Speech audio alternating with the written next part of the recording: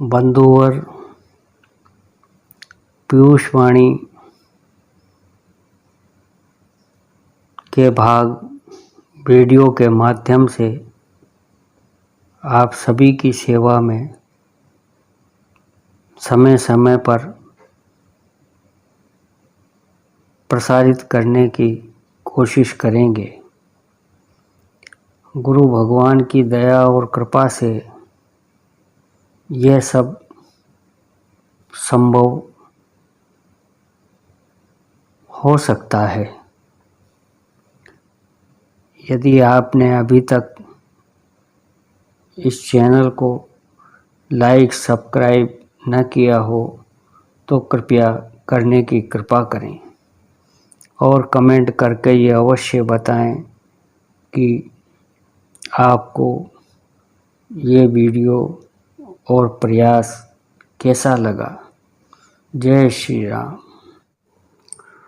ओम सहना भवतु सहनो भुनक्तु सवीर्यं करवावहै तेजस्विनावधीतमस्तु मा विद्विषावहै। ओम शांति शांति शांति। हे परम पिता परमात्मन, ये ब्रह्म विद्या हम गुरु शिष्य दोनों की रक्षा करे। हम दोनों ही इसमें आनंद प्राप्त करें। ये हम दोनों को वीर्यवान शक्तिवान बनावे। ये हम दोनों को तेजस्वी बनावे। यह अध्ययन हम दोनों के लिए सफल हो। अध्यापन अध्ययन में मानव शरीर से भूल हो जाती है। इस कारण हम एक दूसरे से द्वेष न करें, परस्पर प्रेम में ही पलें, पोषित हों और बढ़ें।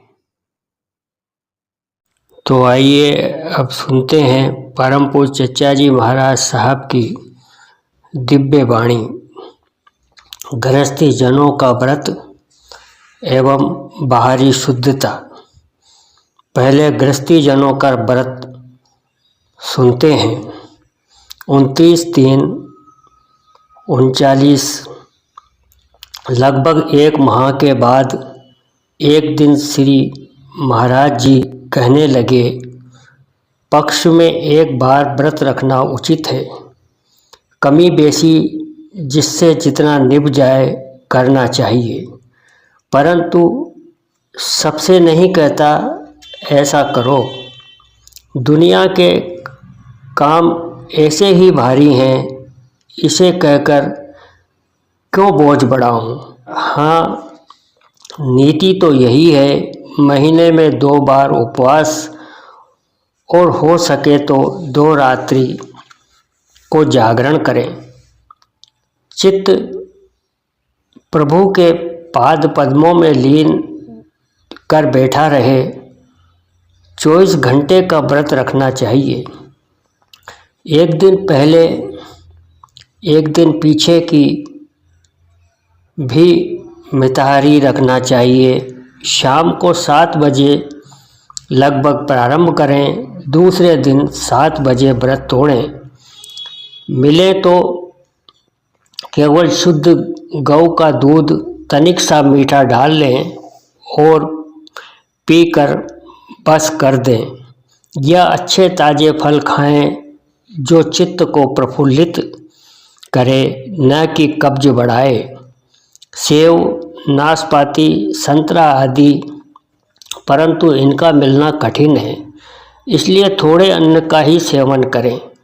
जितना दिन भर में खाते रहे हो उसका चौथाई खाना चाहिए। आजकल यही उत्तम है। पहली 2 बातों के अभाव में यही तीसरा रास्ता ठीक है। दिन भर के व्रत के पीछे रात्रि को जागरण में बिताना अति उत्तम है। यही व्रत रखने की रीति है। 28-10-35 प्रसंग आने पर आपने मौन व्रत का सच्चा स्वरूप समझाया, जो हरि चर्चा के अतिरिक्त और कुछ बोलता चालता नहीं। वह मौन व्रत का पालन करता है, जो दुनिया के सब काम प्रभु के काम समझकर हर्ष शोक से रहित होकर करता है, वह सब कुछ प्राप्त करता हुआ अकर्ता है। 15-8-35 पंडित चंद्रिका प्रसाद जी ने व्रत का विषय आपसे पूछा। आपने फरमाया, व्रत महीने में 4 का हुक्म है, नहीं तो गिरे दर्जे में 2 जरूरी हैं। दिन भर जल तक न पिए, कच्ची डकार आदि ना आवे। यदि आवश्यकता हो तो सुबह 4 बजे के पहले कुछ तनिक सी मलाई आदि खा सकता है या जल पी सकता है। शाम को चिराग जलने से पहले कम से कम 1 कंकड़ी नमक मुंह में डालकर पानी पी ले। व्रत उस समय तोड़े कि 40 मिनट पीछे अथवा 2 घंटे न होने पावे तब तक आहार करे, और नित्य का चौथाई खाना यदि दिन रात में 8 रोटी खाता है तो 2 रोटी खाए। 24 घंटे निराहार रहने का हुक्म नहीं है। बीच में नमक खाकर पानी पी लेना चाहिए, नहीं तो व्रत खंडित गिना जाएगा। व्रत विभिन्न प्रकार के होते हैं। जिस बात का व्रत करे उसे छोड़कर अन्य कुछ नहीं, यह उसका भेद है। गृहस्थी से पवित्र रहने का भी व्रत होता है। साल में 2 महीने 9 सप्ताह ब्रह्मचर्य से रहें। यदि गृहस्थ धर्म की साथिनी धर्मात्मा है तो एक कमरे में पास रहें, उससे कल्याण होगा। मन में द्वेष भाव न उठे, सारी बातों में प्रेम भरा रहे। अगर 2 माह का व्रत एक साथ न निभ सके तो उसे 9 भागों में बांट दें, मगर जरूर करें। 11-12-37 सुबह आपने मुझसे मुताबिक होकर बहुत से उसूल पाक जिंदगी के बताए।